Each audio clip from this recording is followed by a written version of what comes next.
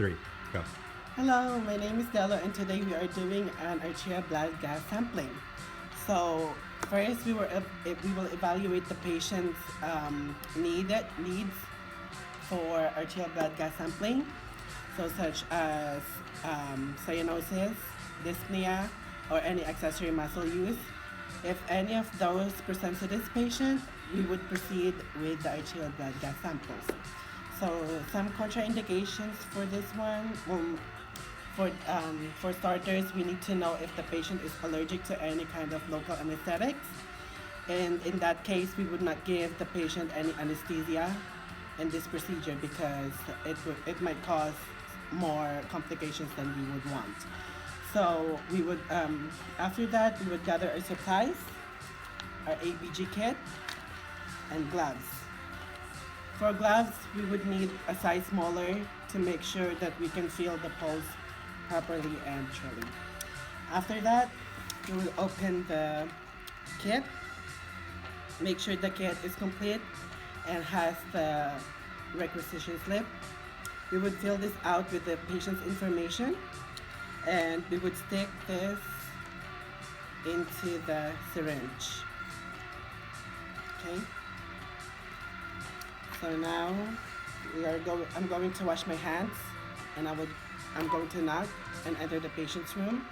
I would introduce myself to the patient, and I would get the patient's identifier, name and date of birth, and check the wristband. I would also scan the wristband to make sure that I have the right patient. After that, I would explain to the patient and to the family member the procedure.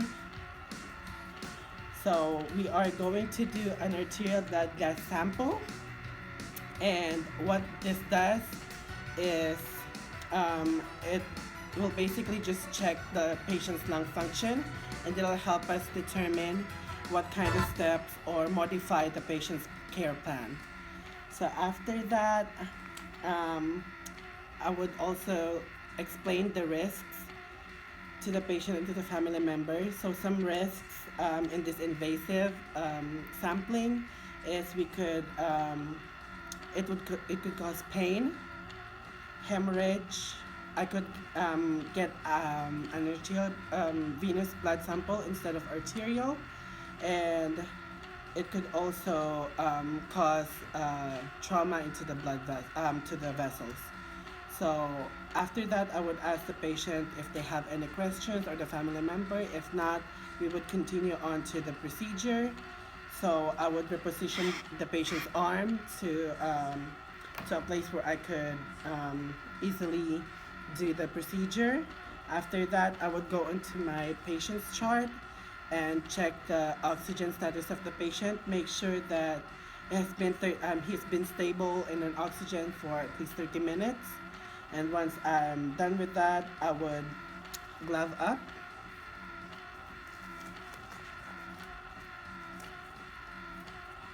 So while I'm gloving up, I would make short conversations with the patient and the family member so it doesn't get boring.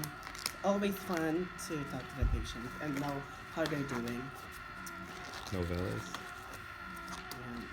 So after that, I would find the place where I wanted to do the procedure. So most of the times we wanted to do the procedure through a radial, and then after that I would do the modified Allen's test. So I would plug the radial and ulnar artery and let go of the ulnar, and make sure that the pink will go back into the patient's hands.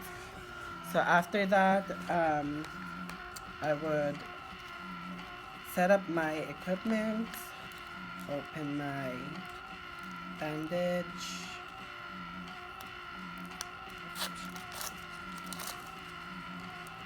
take this other side off, place it into my gloves.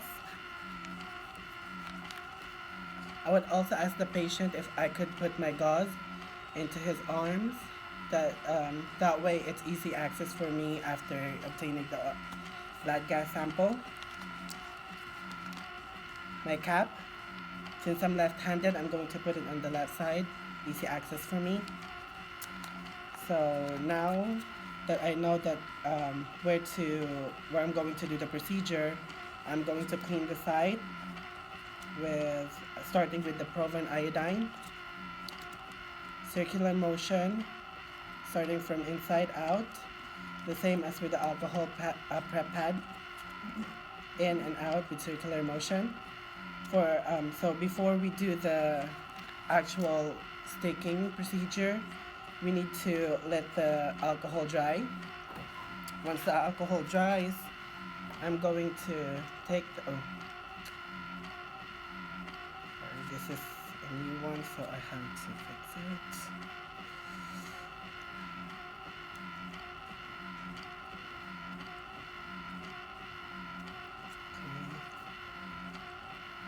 Sorry, a little commercial right there. So after cleaning the area, I'll take the cap off. Make sure that I can see the bevel. Kind of twist it because the cap is on the way.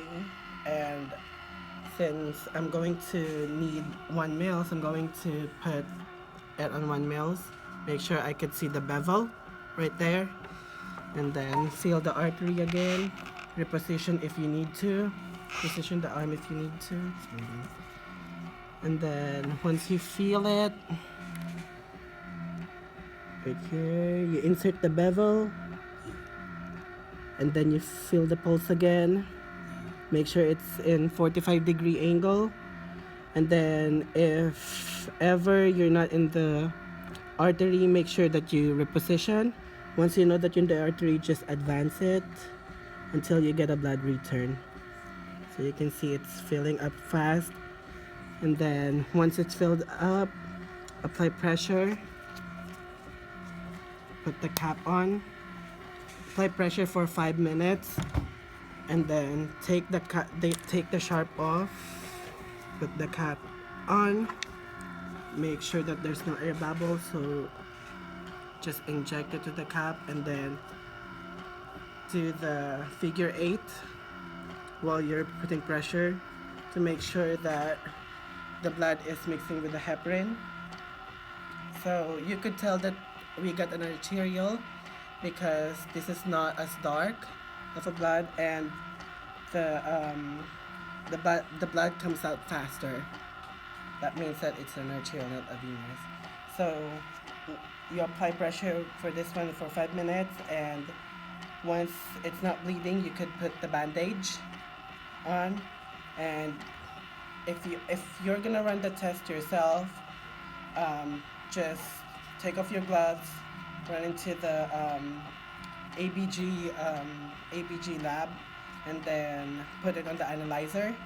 If not, if somebody's gonna run it for you according to the hospital policy, you just put this on the biodegradable bag, and you put it on the eye slash. Make sure that you note the time, because if it's more than an hour, you need to do another blood gas sampling. So once so now I'm just gonna take this off and pretend that I'm going to run this to the lab and run this to the ABG analyzer. So once I get the result, I'm going to analyze the result and then modify a care plan for the patient, and then call the physician and let the physician know on what modifications we could do for the patient. After that, I would wash my hands and then I would chart. And of course, before anything else, I would throw everything away to the garbage bin and make sure that the sharp would go on the sharps container. And that's it. Identify at least 3 non-invasive alternatives.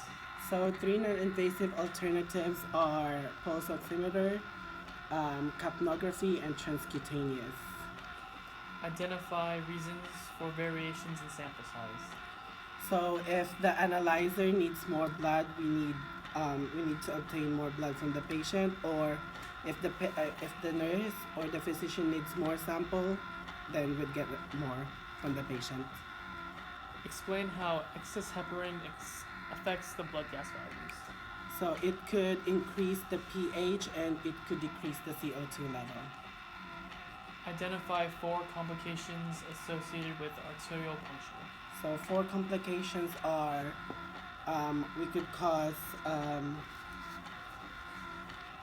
it could cause pain to the patient, hemorrhage, the scissor, and then it could cause trauma to the vessels. How many minutes should elapse after a change in oxygenation or ventilatory status prior to sampling? So the patient needs to be stable in oxygen for at least 30 minutes. Thank you, Mrs. H. Later.